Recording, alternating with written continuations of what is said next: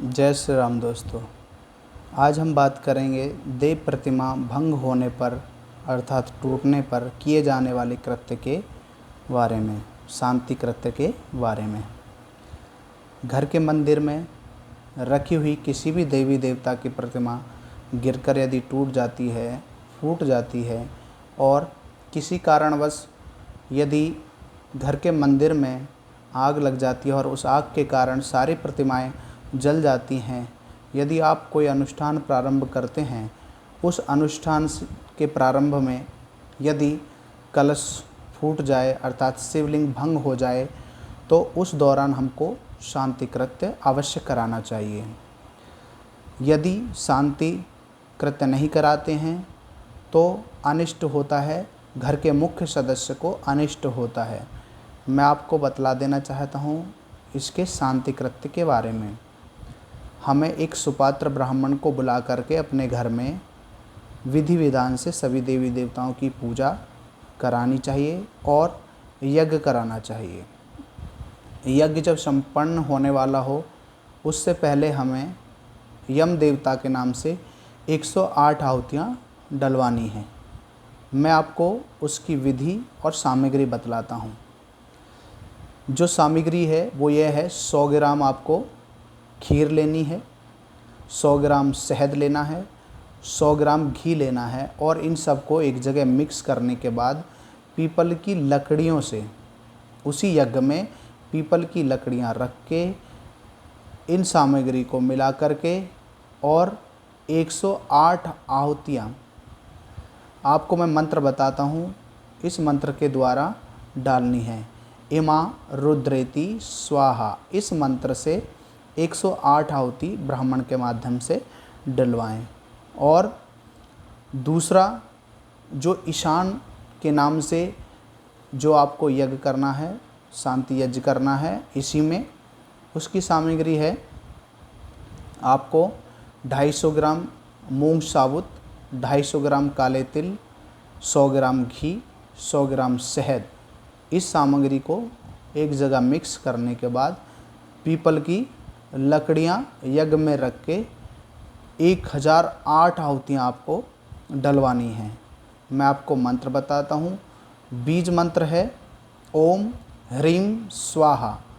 इस मंत्र से 1000 आहुति सुपात्र ब्राह्मण के माध्यम से डलवाएं। और इसका जो दान है वो ये है, आप स्वर्ण का दान भी कर सकते हैं, इसमें गाय का दान भी कर सकते हैं, बैल का दान भी कर सकते हैं, धान का दान भी कर सकते हैं और दक्षिणा के साथ अपने पुरोहित को, जिस ब्राह्मण को आपने इस यज्ञ में सम्मिलित किया है, उनको वस्त्र इत्यादि से, दक्षिणा इत्यादि से पूर्ण रूप से संतुष्ट करें। अब आपको मैं बतलाता हूँ घर के मंदिर में रखे जाने वाली प्रतिमाओं के बारे में, अर्थात हमें कितनी प्रतिमा अपने घर के मंदिर में रखनी चाहिए। मैं आपको अवगत कराता हूँ, ध्यानपूर्वक सुनिएगा। जैसे कि हमारे घर में किसी भी देवता की 2 प्रतिमाएं नहीं होनी चाहिए।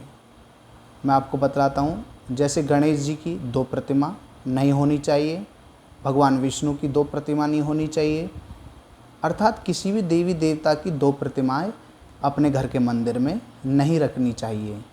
यदि रखी होती हैं तो घर में दुख और अशांति का माहौल सदैव बना रहता है। इसीलिए आपको कभी भी एक देवता की 2 प्रतिमाएं नहीं रखनी चाहिए।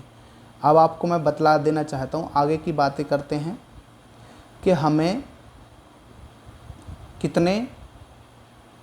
कितनी मूर्तियाँ और किस किस की मूर्तियाँ हमें रखनी चाहिए।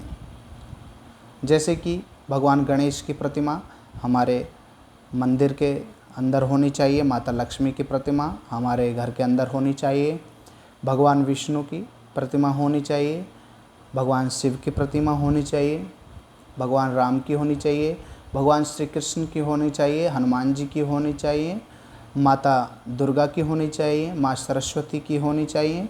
अन्य जितने भी देवी देवता हमारे सनातन धर्म में हैं उनकी एक एक प्रतिमा अपने घर के मंदिर में आप रख सकते हैं, अर्थात रखनी चाहिए, जिससे कि गृहस्थ जो जीवन है उसमें सदैव मनोकामनाओं को पूर्ण करने वाली ये प्रतिमाएं होती हैं। जो भी आपका अनिष्ट होने वाला होता है उसको ये प्रतिमाएं अपने ऊपर ले लेती हैं और आपको आपके घर में सुख शांति प्रदान करती हैं। अब बात करते हैं मंदिर में रखी हुई प्रतिमाओं के बारे में। अर्थात जब हम बाहर से प्रतिमाएं खरीद कर लाते हैं तो हमें उनका अच्छे से चयन करना चाहिए कि कोई प्रतिमा खंडित ना हो, अर्थात टूटी फूटी ना हो, जली हुई ना हो। इसी प्रकार आपको देख करके ऐसी प्रतिमाओं का चयन करें जो एकदम स्वच्छ हो, सुंदर हो, कहीं से टूटी ना हो, फूटी ना हो, जली हुई ना हो। ऐसी प्रतिमाओं को अपने घर के मंदिर में स्थापित करना चाहिए।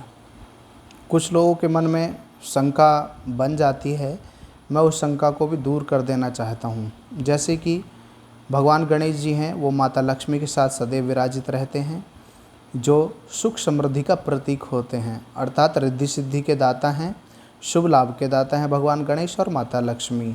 अब आपके मन में एक संशय भी पैदा हो रहा होगा कि भगवान विष्णु के साथ माता लक्ष्मी सदैव विराजित होती हैं, तो ये तो दो प्रतिमा हो जाएंगी।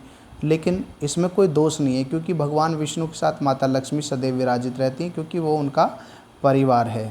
परिवार के साथ आप रखेंगे तो कोई भी उसमें दिक्कत नहीं होती है। अब चलते हैं भगवान शिव के पास। तो भगवान शिव के साथ भी भगवान गणेश विराजित होते हैं, क्योंकि उसी प्रकार जैसे कि परिवार का एक सदस्य होता है वो अपने साथ उनको रखते हैं, इसलिए भगवान गणेश भी उनके परिवार के एक सदस्य हैं। उसमें भी आप वो दो प्रतिमाएं नहीं कहलाएंगी, क्योंकि भगवान शिव के साथ सदैव भगवान गणेश विराजित रहते हैं। इसीलिए इसमें किसी को कोई संशय नहीं होना चाहिए कि भगवान गणेश जी भगवान शिव के साथ हैं तो, और यदि आपने लक्ष्मी जी के साथ भगवान गणेश को रखा हुआ है तो वो दो प्रतिमाएं हो जाएंगी, उसमें कोई दोष नहीं होगा। जय श्री राम दोस्तों। और आप सभी लोग जो मेरा वीडियो देख रहे हैं इसको सब्सक्राइब करें, शेयर करें, कमेंट करें और लाइक करें। ज़्यादा से ज़्यादा शेयर करें और सब्सक्राइब करें। और मेरी दूसरी वीडियो जो आएगी वो आएगी कि भाग्य आपका कितना साथ दे रहा है। यह वीडियो मैं अगली वीडियो में डालूँगा, आपको बताऊँगा इसके बारे में।